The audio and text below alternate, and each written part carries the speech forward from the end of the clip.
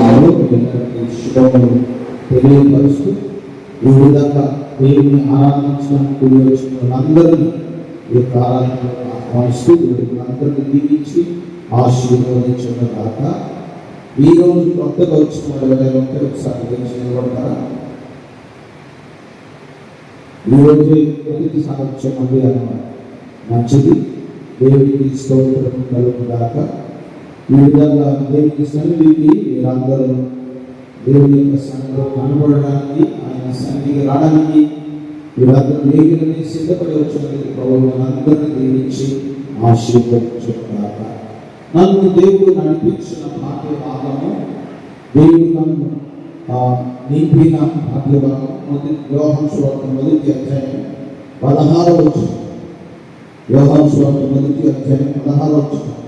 ఆయన పరిపూర్ణతలో నుండి మనమందరము పొంది ఆయన పరిపూర్ణతలో నుండి, ఇది యేసుక్రీస్తు వారిని గురించినటువంటి విషయాలు మనకి జ్ఞాపకం చేస్తున్నాయి.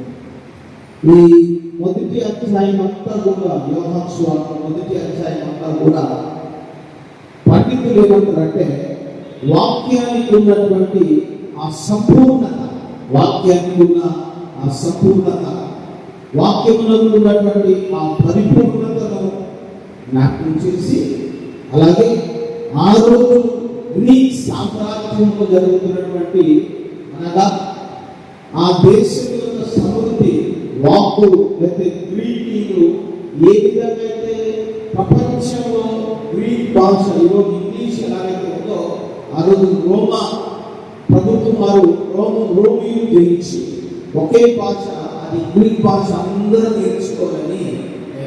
అయితే వాక్కు నేర్చుకోవడంలో తప్పలేదు, కానీ వాక్యం వెనక ఉన్నది ఎవరు అనేది యోహాను భక్తుడి యొక్క ఆలోచన. అందుకనే మొదటి వచ్చిన ఆది వాక్యం ఉండేను, ఆ వాక్యము దేవుని యొక్క ఉండేను, వాక్యము దేవుడై ఉండేను.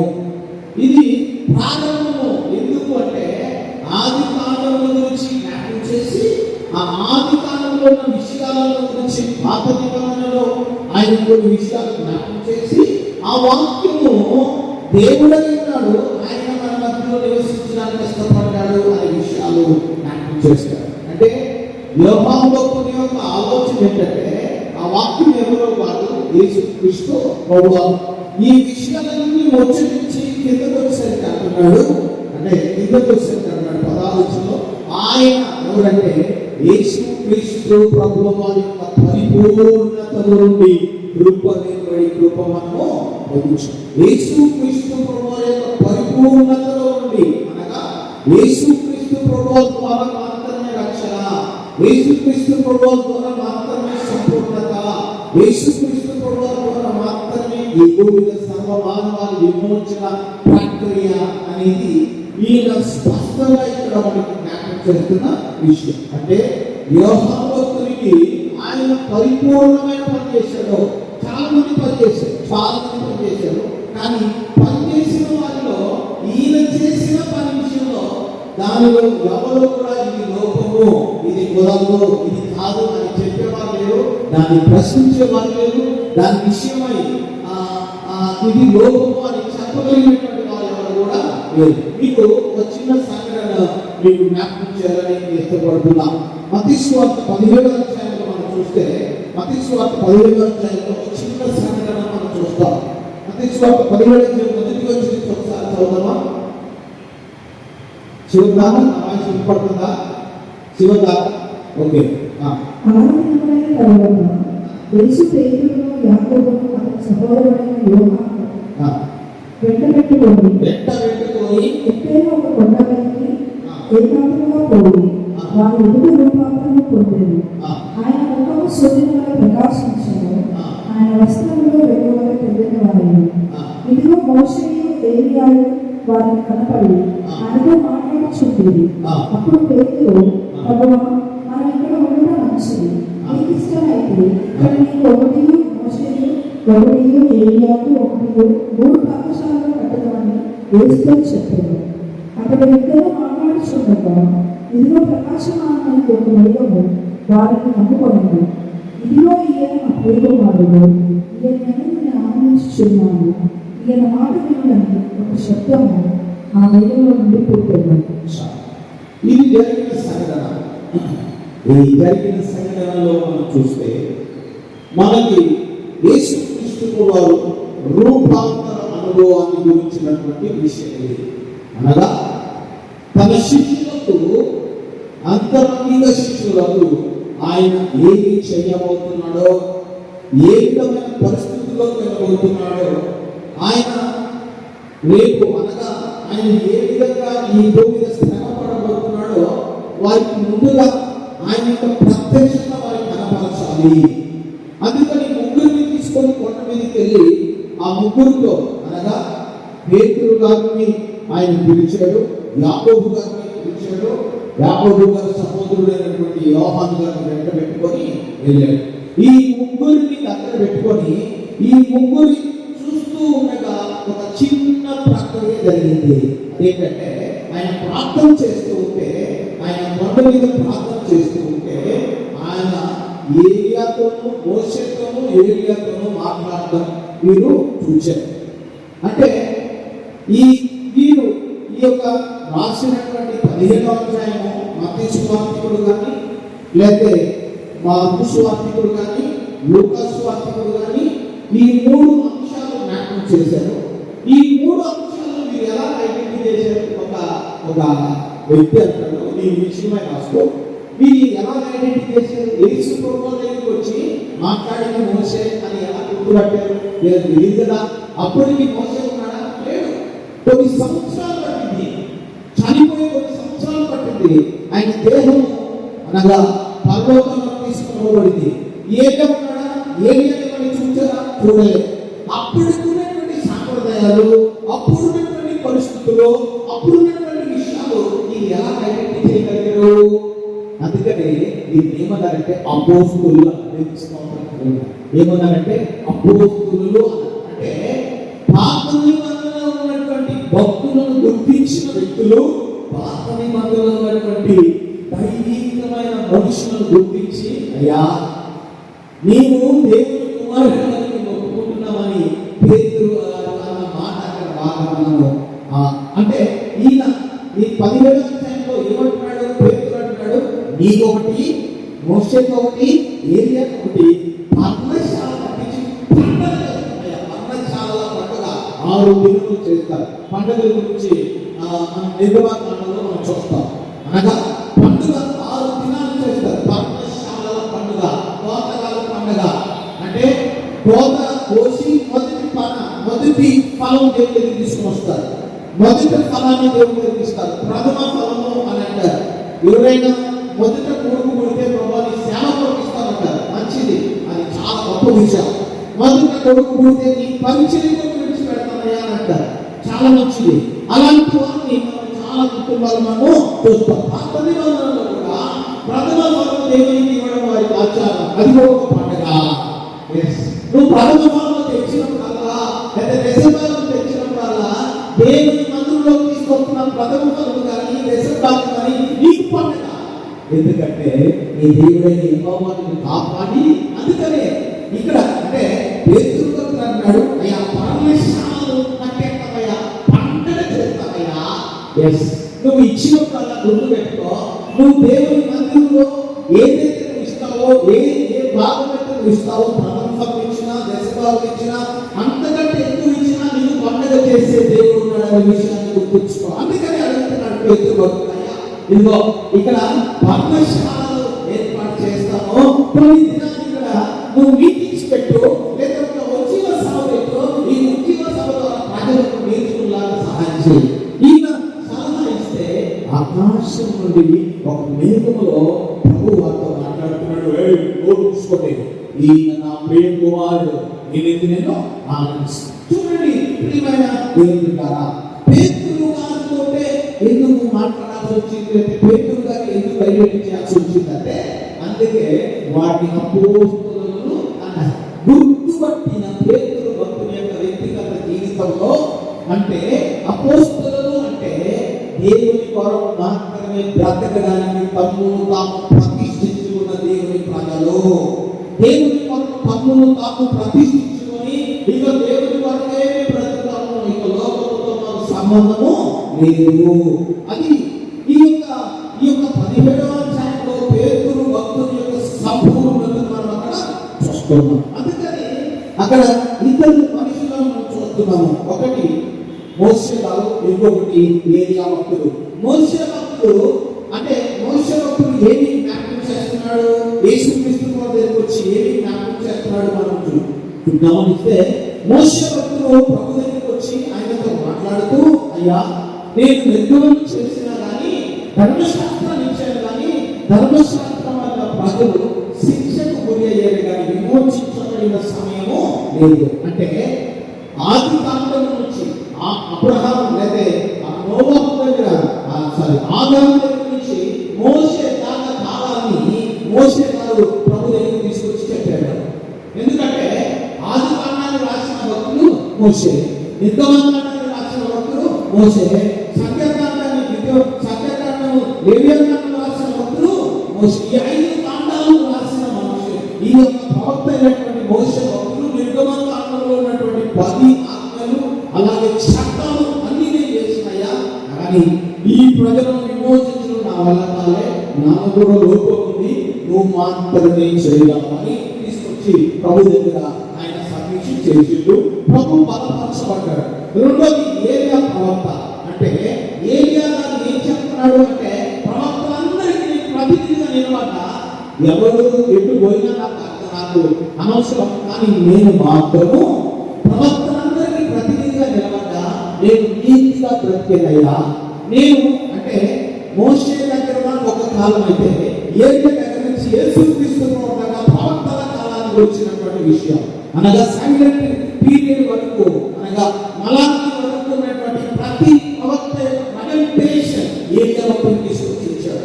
వాస్తవమే మీరు అనొచ్చు, మరి ఏలియా భక్తుని కొంతమందికి కొన్ని ఆలోచన రావచ్చు, నేను కూడా చెప్తా. ఏలియా భక్తుని యొక్క దేహం ఎత్తబడింది కదా, మరి మోషే భక్తుని యొక్క దేహ పరిస్థితి ఏంటంటే, యోధా పత్రిక 9వ వచనం ఒకే అధ్యాయం 9వ వచనంలో ఈ మాట ఉంది. మికాయేలు మోషే భక్తుని యొక్క దేహాన్ని తీసుకుని దేవదూత అడ్డగిస్తే యుద్ధం చేసి తీసుకుని వెళ్ళిపోయారు. అంటే ఇక్కడ ఏలియా భక్తుని యొక్క దేహాన్ని ఎలాగైతే ప్రభు దగ్గరికి తీసుకెళ్ళడానికి ఆయన అగ్ని నదుల మీదకి తీసుకెళ్ళాడో, పాత నిబంధనలో మోషే భక్తుని యొక్క దేహాన్ని కూడా దేవుడు దేవదూతల ద్వారా పైకి తీసుకుని వెళ్ళిపోయాడు. ఇది ఇద్దరి జీవితంలో జరిగినటువంటి అద్భుతమైన ఘట్టం. అంటే మోషే భక్తుడు ఏమంటాడంటే, అయ్యా నేను ధర్మశాస్త్రం తెచ్చాను కానీ దాంట్లో పరిపూర్ణత నాకు కనపడలేదయ్యా. నేను ధర్మశాస్త్రాన్ని ఈ ప్రజలు అందించాను కానీ దాంట్లో నాకు పరిపూర్ణత కనపడలేదయ్యా, నాకు సంపూర్ణత కనపడలేదు. కానీ నీవు మాత్రమే చేయగలవు, నీవు మాత్రమే ఈ అద్భుతం చేయగలవని నేను నమ్ముతున్నానని ప్రభువులో చేసినటువంటి గొప్ప విషయాన్ని ఈ మోషే భక్తుడు జ్ఞాపకం చేస్తున్నాడు. మీరు తర్వాత కావాలంటే ఈ విషయాలతో జ్ఞాపకం చేస్తాను. ద్వితీయోపదేశకాండం 18వ అధ్యాయం 18వ వచనంలో మోషే భక్తుడు అంటాడు, నా వంటి ప్రవక్త మీలో ఒకడు వస్తాడు అనే విషయాన్ని జ్ఞాపకం చేస్తాడు. 18వ అధ్యాయం 18వ వచనం రాసుకోండి. 34వ అధ్యాయం ద్వితీయోపదేశకాండం 5-6 వచనాలు మరియు 10 వచనాలు యేసుక్రీస్తు వారికి ఇచ్చినటువంటి విషయాలు మోషే భక్తుడు చెప్పినట్లు మనము చూస్తాం. అలాగే లూకాసు సువార్త 24వ అధ్యాయము 27 నుండి 27+44 వచనం ఒకసారి చదవమా. లూకాసు సువార్త 24వ అధ్యాయం 27-44 వచనం. మోషేయు సమస్త ప్రవక్తలను మన వేదములన్నిటిలో తమ వచ్చిన వచనముల భావము వారికి తెలిపెను. ఇంతలో తాము వెలుచున్న గ్రామం దగ్గరకు వచ్చినప్పుడు అంతటా 44 వచ్చిన చివరి అంతటా ఆయన మోషే ప్రవక్త గ్రంథంలోని అంతటా ఆయన మోషే ధర్మశాస్త్రములోను ప్రవక్తల గ్రంథములలోను కీర్తనలలోను తన గురించి రాయబడిన వాటిలో నెరవేరవాలని నేను నీ ఎదురు ఉండినప్పుడు నీతో చెప్పిన మాటలు నెరవేరవని వారితో చెప్పాను. అది విషయం. అంటే ఇది అనగా 24వ అధ్యాయం 27వ వచనంలో కొన్ని విషయాలు, 44వ వచనంలో 5వ అధ్యాయం 45వ వచనం 5వ అధ్యాయం 5వ అధ్యాయం 45వ వచనం 5వ అధ్యాయం మీరు ఆశ్రయించి వాడు ఆ. అతడు ఆ. నన్ను గూర్చి రాసిన కనుక ఆ. మీరు మోషేను నమ్మినట్టే నన్ను నమ్ముదు. ఆ. మీరు అతని లేఖనములను నమ్మని ఎడల ఆ. నా మాటలు ఎలా నమ్మగలను? నన్ను గురించి మోషే కూడా రాశాడు కదా, నన్ను గురించి మోషే కూడా జ్ఞాపకం చేశాడు కదా. అంటే మీరు మోషే రాసింది నమ్ముతున్నారు, కానీ మోషే నన్ను గురించిన విషయాలు మాట్లాడినప్పుడు నేను మోషే యొక్క విషయాలు మీతో కలిసి ఎత్తి మాట్లాడటం తప్పేంటి? అది అంటే మోషే భక్తులు ఏమన్నాడు? నా వంటి ప్రవక్త అంటే నేను చేసే పని కంటే గొప్ప పని చేయబోతున్న వ్యక్తి ఒక ఆయన రాబోతున్నాడు, ఆయన యేసుక్రీస్తు ప్రభువు మెస్సయ్య అనే విషయాన్ని ఈయన ప్రవచించాడు. ఇది మోషే భక్తుని యొక్క విషయం. మనం ఏరియా గారి విషయం, ఇది ఏరియా భక్తుని యొక్క జీవిత విధానంలో కొంతవరకు అనగా లూకాసు వార్తలో కొన్ని విషయాలు ఉన్నాయి. మొదటి అధ్యాయం 17వ వచనము, లూకాసు వార్త 9వ అధ్యాయం 33వ వచనము, లూకాసు వార్త 16వ అధ్యాయం 16వ వచనంలో ఇవన్నీ ఏరియా భక్తుని గురించి జ్ఞాపకం చేయబడ్డాయి. అంటే నేను వచనాలు చదివించట్లేదు, చూడండి ఒకసారి, రాసుకోండి కావాలంటే. లూకాసు వార్త 1వ అధ్యాయం 7వ వచనము, లూకాసు వార్త 9వ అధ్యాయం 33వ వచనము, లూకాసు వార్త 16వ అధ్యాయం 16వ వచనం. ఈ మూడు విషయాలు, ఈ మూడు సందర్భాల్లో కూడా యేసు ప్రభువారు ఏరియా యొక్క ప్రస్తావన తీసుకొచ్చినట్లు 11వ అధ్యాయంలో కూడా మనం చూస్తాము. ఇదిగో మీరు ఎవరిని ఏరియా వంటి ఆత్మ కలిగి, నేను అంటాడు 11వ అధ్యాయంలో ఏరియా యొక్క ఆత్మ కలిగి యోహాను భక్తుడు పనిచేశాడు కదా అనే విషయాన్ని జ్ఞాపకం చేస్తాడు. అంటే ఈ మాటలు ఎందుకు అంటే ప్రభు ఎందుకు జ్ఞాపకం చేశాడంటే ఏరియా చెయ్యలేని కానీ నేను చేస్తా అది. మోషే భక్తులు చేశాడు మీకు మంచిది, మోషే భక్తులు మీరు నమ్ముతున్నారు మంచిది, కానీ మోషే అంటే ఇక్కడ ప్రభుత్వం ఉచ్చరిస్తున్నప్పుడు మోషే భక్తులు ఏరియా భక్తులు ఇద్దరు కలిసి, అయ్యా నీ ధర్మశాస్త్రం పాత నిబంధనలో నేను ఇచ్చిన, నేను ప్రవక్తల విషయం నేను ప్రజలు చేసిన, నా వల్ల కాలే ఇద్దరు చెప్తే ఈయన అంటున్నాడు నేను దాన్ని చేస్తాను. ప్రియమైన దేవుని బిడ్డలారా, అందుకనే యోహాను సువార్తికుడు ఏమంటాడంటే ఆయన పరిపూర్ణతలో నుండి, అనగా ఏ పాత నిబంధనలోని ప్రవక్తలు కానీ, ఏ పాత నిబంధనలోని ధర్మశాస్త్రాన్ని అనుగ్రహించినటువంటి మోషే భక్తుల ద్వారా కానీ ప్రజలు విమోచించబడలేదు, కానీ యేసుక్రీస్తు ప్రభువు యొక్క సంపూర్ణత ద్వారా మాత్రమే మనం విమోచించబడ్డాం. అందుకనే ఆయన పరిపూర్ణతలో నుండి కృప వెంబడి కృపను మనము పొందుకోవచ్చు. మొదటిది జ్ఞాపకం చేస్తున్నా అంటే మొదటిది ఇక్కడ ఏంటంటే నాకు ప్రభు జ్ఞాపకం చేసింది ఏంటంటే మొదటి అధ్యాయం 16వ వచనం ప్రకారము ఆయన పరిపూర్ణత మనం ఏం చేయాలి అంటే తండ్రి యొక్క ఇష్టమేంటో తెలుసుకోవడానికి ప్రభుత్వం సంబంధం కలిగి ఉండాలి. అంటే కృపలోకి ప్రవేశించము, రక్షించబడ్డాము. కృప ప్రవేశించడం అంటే ఏంటి? రక్షించబడ్డాము, బాప్టిజం తీసుకున్నాము, ప్రభువుని కొరకు మేము బ్రతుకుతాము. ఇది కృపలోకి ప్రవేశించిన వ్యక్తి. కృపలోకి ప్రవేశించిన వ్యక్తి ద్వారా దేవుడు ఏమి కోరుకుంటున్నాడు అంటే ఈ భూమిద, అయ్యా నువ్వు నన్ను వెంబడించడానికి ఇష్టపడ్డావు వాస్తవమే, నువ్వు నా కొరకు బ్రతకడానికి ఇష్టపడ్డావు వాస్తవమే, కానీ నన్ను వెంబడించినప్పుడల్లా తండ్రి యొక్క అభిష్టము ఏంటో తెలుసుకుంటే నీకు మంచిది. నాలో నీవు నిలిచుకుంటే, నేను నాలో బ్రతకడానికి ఇష్టపడితే తండ్రి యొక్క అభిష్టం నీకు తెలియపరుస్తా. కొలస్సీ పత్రిక 1వ అధ్యాయం 19వ వచనంలో అపోస్తలుడైన పౌలు అంటాడు, కొలస్సీ పత్రిక 1వ అధ్యాయం 19వ వచనంలో అపోస్తలుడైన పౌలు జ్ఞాపకం చేస్తాడు. ఒకసారి చదవండి చాలు. కొలస్సీ పత్రిక 1వ అధ్యాయం 19వ వచనంలో ఆయన సర్వసంపూర్ణత మోసింపబడమనియు ఆయన శిలువ రక్తము చేత సంధి చేసి ఆయన ద్వారా సమస్తమును భూలోకమందులైనను పరలోకమందులైనను వాటినన్నిటినీ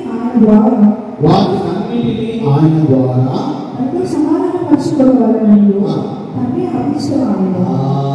దేనితోటి అంటే చూడండి, భూమి ఉన్న వాటిని అన్నీ పరలోకమందుల వాటిని ఆయన ద్వారా, అనగా తన ద్వారా సమాధానపరచుకోవాలని తండ్రి యొక్క అభిష్టమైంది.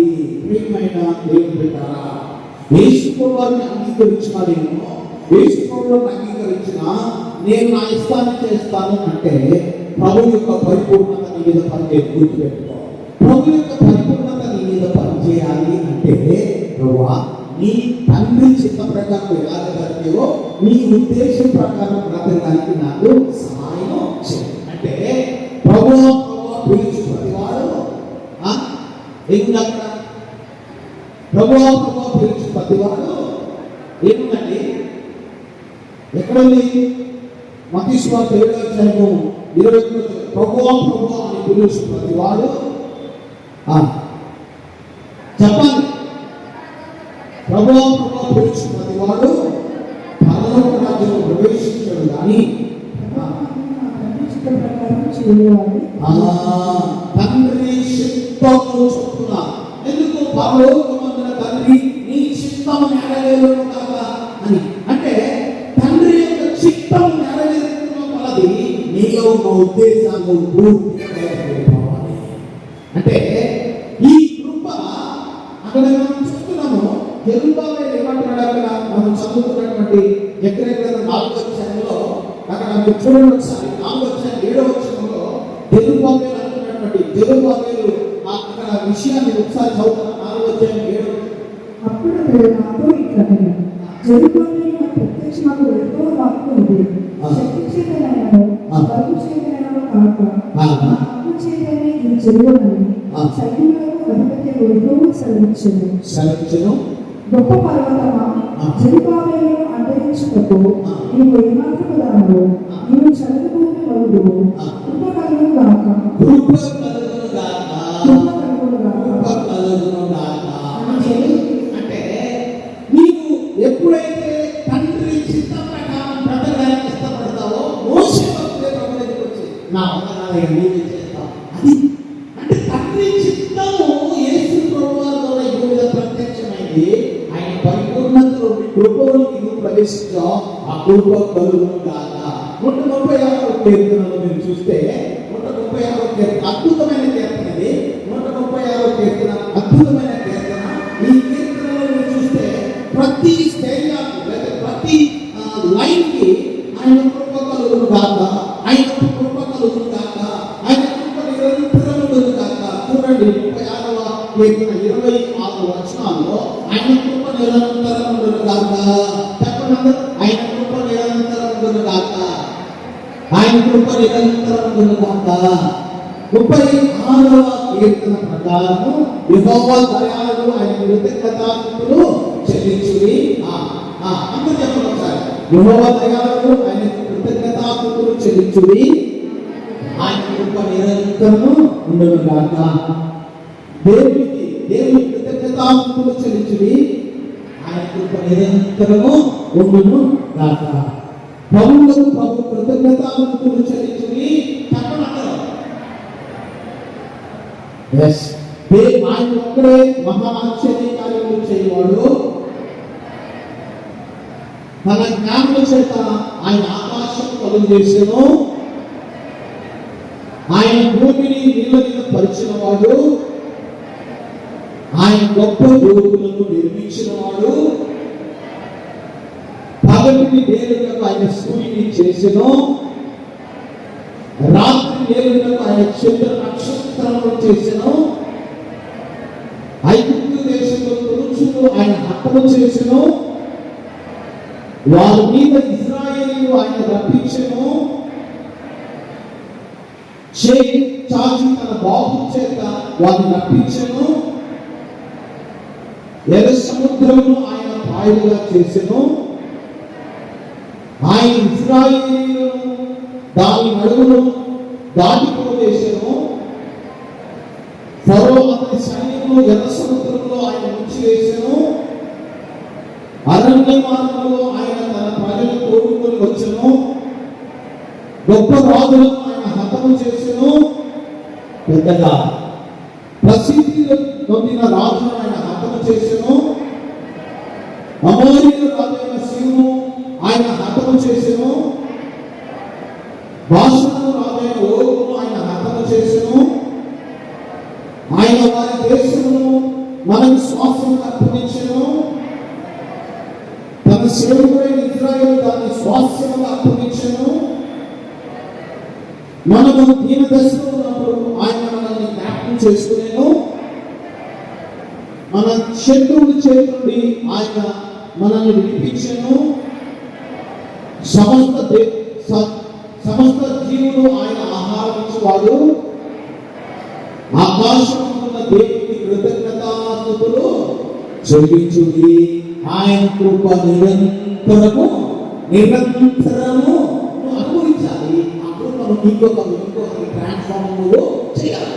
అంటే కృపను అనుభవించిన వ్యక్తి నాకు ఇంకొకరికి కాదే, ఇంకొకరు నాకు పని లేదంటే తండ్రి చిత్తము నెరవేర్చినట్టు కాదు.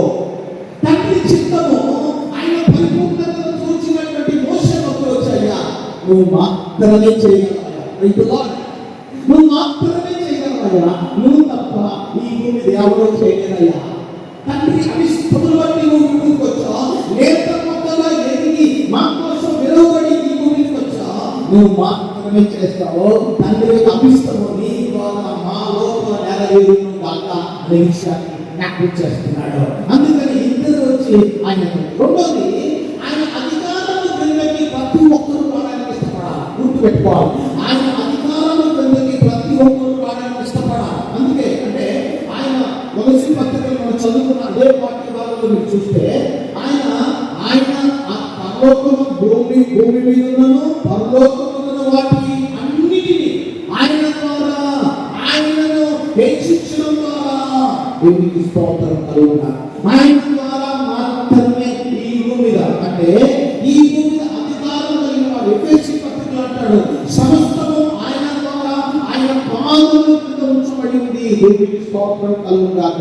మొదటి అధ్యాయం 20వ వచనం మీరు చూస్తే ఎఫెసీ పత్రిక మొదటి అధ్యాయం 20వ వచనం మీరు ఒకసారి చదువుతారా? మొదటి అధ్యాయం 20వ వచనం.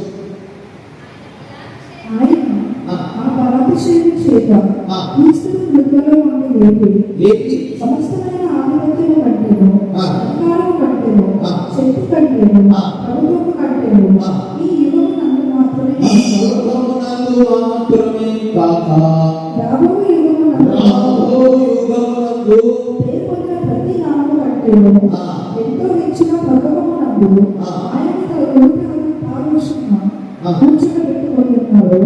మరియు సమస్తము ఆయన పాదముల కింద ఉంచి సమస్తము పైన ఆయనను సంగమునకు శిరస్సుగా నియమించాడు. ఆయన శరీరము సమస్తము పూర్తిగా నింపుచున్నవాడు సంపూర్ణమై ఉన్నది. అంటే ఆయన అధికారము కావాలి. ఎందుకంటే ధర్మశాస్త్రాన్ని తెచ్చానయ్యా, మనిషి ఒక అన్నాడు, ధర్మశాస్త్రాన్ని తెచ్చానయ్యా ప్రజలకు ధర్మశాస్త్రం చొప్పున పాపము క్షమించబడడానికి అధికారం లేకుండా పోయింది. అది చెప్పబడితే విమోచించబడాలి. నీవు మాత్రమే క్షమించే దేవుడివి, నీవు మాత్రమే క్షమించడానికి అధికారం గల దేవుడివి, పాపం నుండి విమోచించడానికి అద్భుతమైన దేవుడివి. ఈ అధికారం దగ్గరికి ఎప్పుడైతే వాళ్ళిద్దరు వచ్చి ప్రజలు చేశారో, ప్రవక్తల ప్రవచనాన్ని మేము చెప్పాం కానీ ప్రజలు మారు మనసు పొందలేదయ్యా, నువ్వు మాత్రమే చేయగలవని ఇద్దరు వచ్చి చెప్పారు. శిలువలో ఆయన మరణించడానికి సిద్ధపడి ఆయన చేసిన గొప్ప పని. అందుకే 80లో చదివించిన నీతి సమాధానం పొందాలని ముందు పెట్టుకున్న దేవుని స్తోత్రం కలుగుగాక. అంటే యేసును శిలువలో ఉన్నప్పుడు ఈ భూమి మీద ఆయన సంపూర్ణమైన కృపను అనుగ్రహించడానికి ఆయన అధికారాన్ని చూపించడానికి ఇష్టపడ్డాడు. ఎవరైతే ప్రభువా నీ అధికారం నా మీద ఉంచాయా, నీ అధికారంలో నేను పనిచేస్తాను, నీవు అధికారిగా ఉండంటే నీ మీద పాపము పనిచేయదు, పాపపు కోరికలు నీ మీద మరలా ప్రేరేపించవు, ఇదేంటి నా మీద వస్తుంది అని అంటావు. ఎస్, అదే కొడుకు అంటాడు, నేను ప్రభు కొరకు సమస్తము నష్టపరుచుకున్నా, నేను జీవించున్నాడు నేను కాదు, క్రీస్తే నా యందు జీవిస్తున్నాడు. క్రీస్తు నా యందు జీవిస్తే ఆయన అధికారం కింద నేను ఉన్నట్టు కదా. అది విషయం ప్రియమైన దేవుడారా. రోమపత్రిక 6 ప్రకారము అంటే మనుషుడు పాపంలో ఉన్నాడు, కానీ పాపంలో నుండి విడిపించడానికి రోమపత్రిక 6 ఒకసారి చూద్దామా? రోమపత్రిక 6 మనం ఇతర పాపములకు దాసులను కాపాడుటకు పాప శరీరం నిరర్థకమగునట్లు మన ప్రాచీన స్వభావము ఆయనతో కూడా శిలువ వేయబడదని చనిపోయిన వాడు పాప విముక్తుడని తీర్పు పొంది ఉన్నాడు. మనము క్రీస్తుతో కూడా చనిపోయిన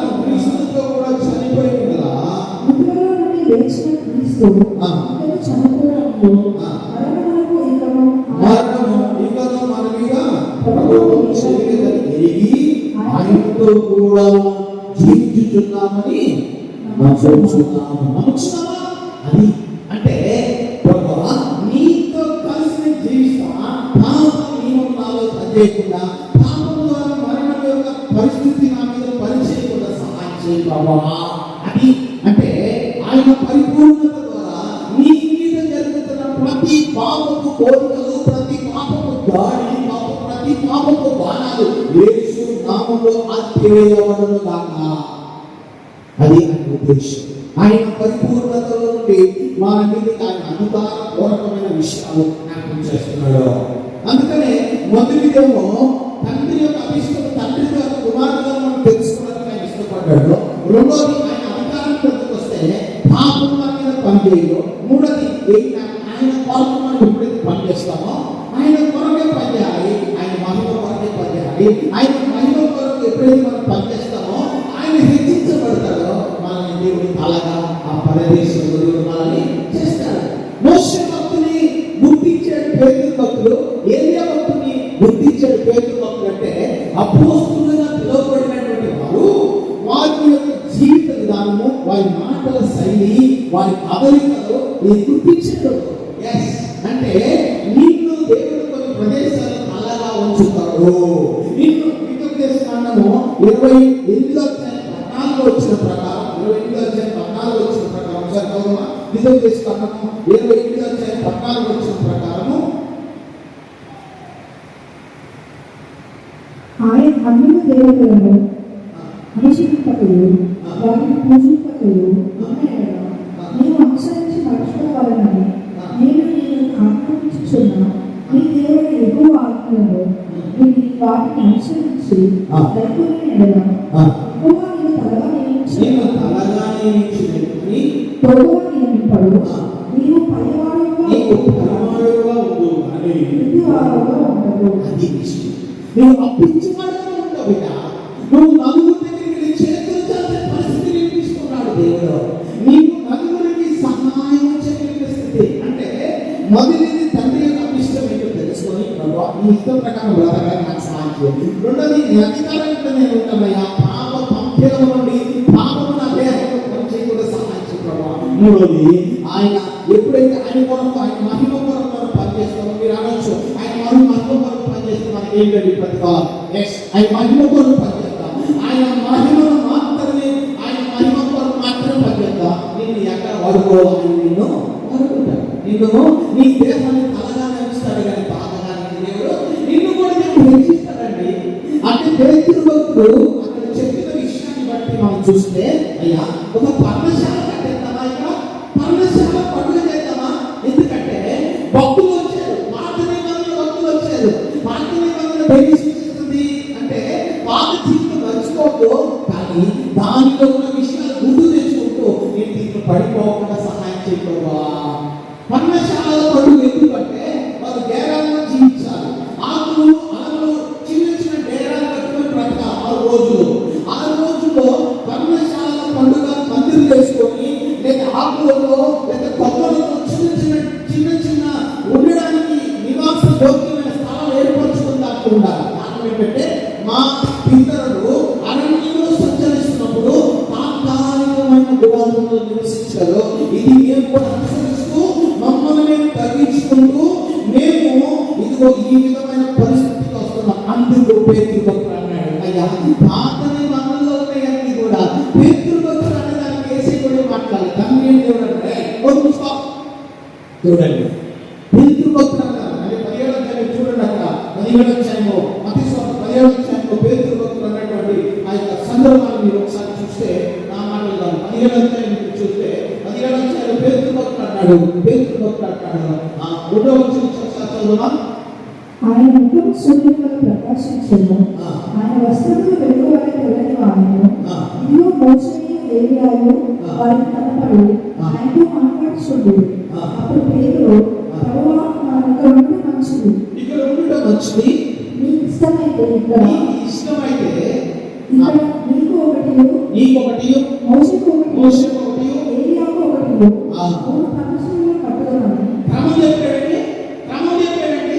నీకొకటి, నువ్వు పెద్దోడివి, నువ్వు ముందులోడివి, నీకొకటి మోషే ఒకటి మళ్ళీ ఏం చెప్పండి మోషే ఒకటి ఏం చెప్పండి చెప్పాడండి కరెక్ట్ చెప్పాడు. ఆయన అనుకున్నాడు మామూలు లేదు ఆకాశం అండి. అప్పుడు చూడండి ఒకసారి ఆ మాటల్లో ఒకసారి చివరి ఆ మాట అంతటా ఇంకా మాట్లాడుతుండగా 15వ అందుకు ఆయన మాట్లాడుచుండగా ప్రకాశమానమైన ఒక మేఘము వారిని కమ్ముకొనెను. అప్పుడు ఈయన నా ప్రియకుమారుడు, ఈయనను నేను ఆనందించుచున్నాను, ఈయన మాట వినుడని ఒక శబ్దము ఆ మేఘంలో నుండి పుట్టెను. వాళ్ళందరూ పితరులు ఇదేంటి పట్టమేంటి? ఎస్, ఎందుకంటే వారి ఇద్దరి చేయబోతున్నాడు. ఈ మాట వినండి. ఈరోజు ప్రభు మాటలు వింటే ప్రభా నీ పరిపూర్ణతలో నా మీద కృపని ప్రభా ఆ కృప నిరంతరం నిలుచునుగా అని చెప్పుకో. తండ్రి చిత్త ప్రకారము నీ ఉద్దేశాన్ని చెప్పుకో, నీ కోరిక చెప్పుకో. ప్రభా నీ కొరకు బ్రతకడానికి నాకు సహాయం చేయి. దేని జీవితంలో గొప్ప కార్యం. రెండోది ఆయన అధికారం దగ్గర నువ్వు నీ లోపల పాపం పనిచేయకూడదు ప్రభా. నీవే నా మీద అధికారంగా ఉండి నన్ను వాడుకో ప్రభా. నీవు నాకు అధికారం ఉండి నా మీద ప్రతి పాపం కోరికలు నశింపులాగా సహాయం చేయ ప్రభా. అలాగే నీ మహిమ కొరకు నేను పనిచేయడానికి సహాయం చేయ. నువ్వు ఉద్యోగం చేస్తున్నా, నువ్వు చదువుకుంటున్నా, నువ్వు ఎక్కడ ఉన్నా, ఏం చేస్తున్నా ఆయన మహిమ కొరకు పనిచే. నేను దేవుడు అలాగే నియమిస్తాడో నిన్ను ఎక్కడైతే వెతికిస్తాడు. అదే పేతురు భక్తులు దేవుడు ఏం చేసిన మాట్లాడాలనో దేవుని మహిమ కొరకు అక్కడ పనిచేస్తున్న పేతురు భక్తులు అంటాడు, అయ్యా నీకొకటి, మోషేకి ఒకటి, ఏలియాకి ఒకటి అర్థమయ్యా. ఎస్, క్రమము తప్పకుండా చెప్పిన పేతురు భక్తులాగా నిన్ను కూడా దేవుడు తలగా ఉంచడానికి ఇష్టపడుతున్నాడు. ఇంట్లో నీ సమాజంలో తలగా ఉంచడానికి ఇష్టపడుతున్నాడు. ప్రభువా నేను సమస్తము నీకు ఇచ్చి నేను గణపరుస్తా, నీ కొరకు ప్రతి ఒకసారి లేచి నిలబడతామా, ప్రభువుని చూద్దామా. ప్రభువా నేను సమస్తము నీకు ఇస్తాను ప్రభువా, నన్ను జ్ఞాపకం చేసుకో. కలుద్దాం, ప్రభువుని చూద్దాం, దేవుని వైపు చూద్దాం. మోకరించండి, బిడ్డలు మోకరించండి. దేవుని వైపు చూద్దాం. దేవుని యొక్క సంపూర్ణత మన మీద పనిచేయలాగా, ఆయన కృప మన మీద ఉండేలాగా జ్ఞాపకం చేద్దాం. నీకే మహిమ, గట్టిగా నీకే మహిమ, గట్టిగా నీకే స్తోత్రం.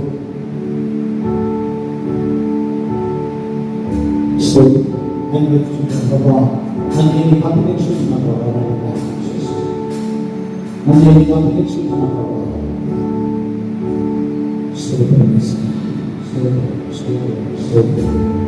ఆయన ద్వారా మాత్రమే పరిపూర్ణత.